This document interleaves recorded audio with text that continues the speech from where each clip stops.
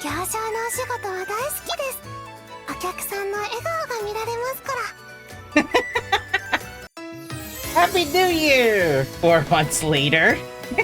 This is Dimboy, time for the 10th episode of Legend Fes Breakdown. And yes, Marlone as well as 2 Memoria are featured in this banner. So, let's get into... So, Marlone, Fortune Full Bloom. This is the second variant that she has in the game. This is a bit pattern-based if you're not using her on manual themes. So, Morgan Rod and Premier Bob Shot, you will need to alter these one to two. There is a good reason for this though. You might be missing out if you're using it on autoplay though. Before attacking, this will debuff her own. This will debuff all negative effects inflicted on her. Then after attacking, the next turn that she'll have will be a guaranteed crit rate, which is a damage of 112 with a stun of 10%. So, you might need this because of the Premier Bomb Shot. Now, this is on level 5 skill, and do note the 500% damage, so stack it up with a magic effect of 860. It's gonna be 5 times the heavy assault amongst other burst skills, which usually burst skills turns out they're somewhat weaker than skill 2, which I didn't notice that until I know. Oh, Cordelia is the one who also had like a slightly stronger break damage roll. Anyway, with the 206 with 43% stun, she is made to be an attacker, unlike her Firebreaker variant. When making a critical attack, she will boost critical damage by 20%. After attacking, reduce her own skill damage by 30% for 2 turns. Now, this is a bit inconvenient if you're using her on autoplay team, so using her on manual will be a bit recommended. Now, this reducing her own skill damage by 30% for 2 turns, fortunately, is not stackable, so as long as the debuff maintains, I mean, it's just going to be like slightly decreased by 470% damage. Now there is a bit of a bright side if you're going to use her like in a pattern-based manual team pattern. It's not necessarily as long as you have to like time in your strategies, especially there will be later battles coming on that demand to either use her burst skill or not. And then there will be upcoming effect panels. So, Tarot Pure Snow and Aura.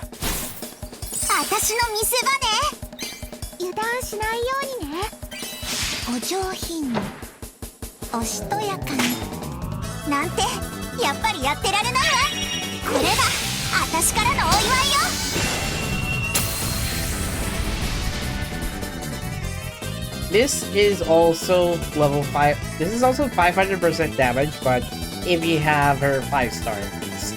Now, this also removes negative effects and status effects, which, weirdly enough, removes her own negative effects and status effects. Okay.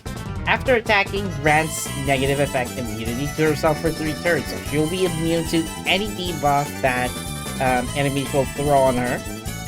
This is useful, especially with the upcoming Resleriana Academy event arc, which I'm not sure if we will be getting these ones soon, but gosh, it's a bit useful. You can check it out on my other video that I already did.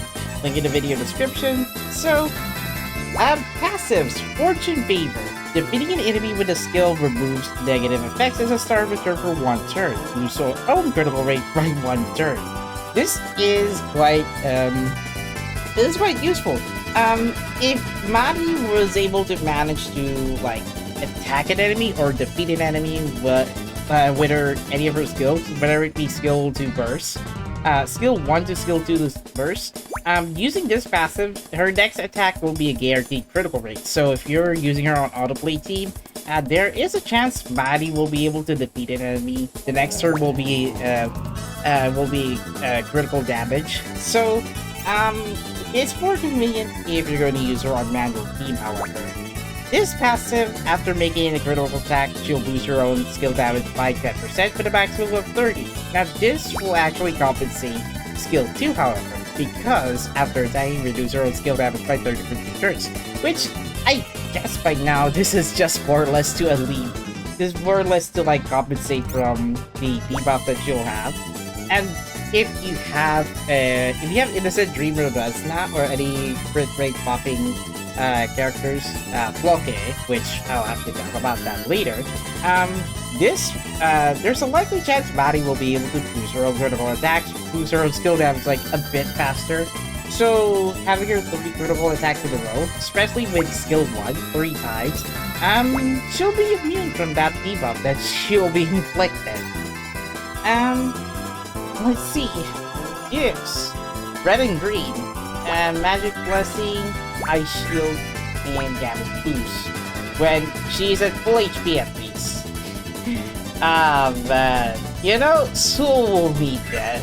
Soul will need that trait, by the way. I have to pull out the Japanese version.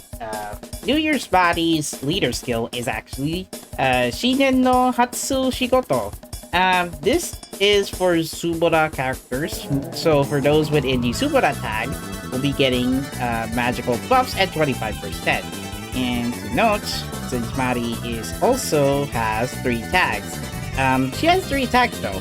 Ikisetsu no Yosoroi, since I've already mentioned that last time from my previous Legend Fes Breakdown video, Subora, which I mentioned, and lastly, Academy. So, I mean, not gonna lie, having Southward characters in the Academy tab looks a bit small, a bit niche for now. But I guess future characters will be able to take advantage of the Academy tag fairly soon, but at least in the Salzburg side.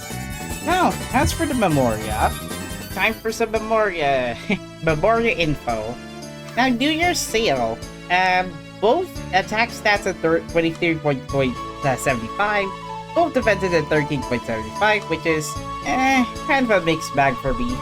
However, critical damage up by critical attack damage up by 3. This is if you have rank 5 of that Memoria. The base level Memoria will give you at least 30 skill damage by 4% for 2 turns. So after making a critical attack, that is. I mean, could be useful for Maddie, but it'd be better off if you have another Memoria that boosts critical attack, if I recall. I think there is one if I have in the Japanese version. Dance into the New Year. This is another Memoria that also works with ice characters, boosts critical damage by 85%. Now that is only again if you have it rank 5 maxed out.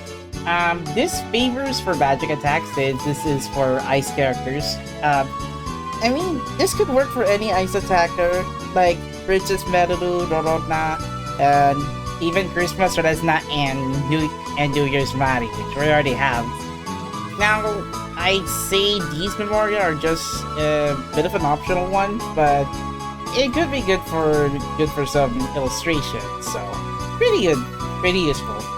So anyway, verdict on this one, New Year's Mari, nice to have, but if you have Izana, that's, I mean, it's more or less an optional pull, an optional wish to get another ice attacker that can also do critical damage at a decisive turn. So, I mean, I gotta say, pretty much a great single target ice attacker. Resna, on the other hand, pretty much a decent group ice attacker for the last Legend Fes Breakdown. And that's going to be it.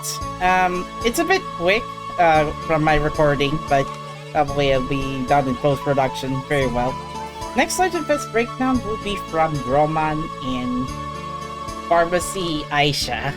So anyway, that's going to be it. Thank you for watching, and that's going to be... Sheesh. I even prematurely exited the wish screen.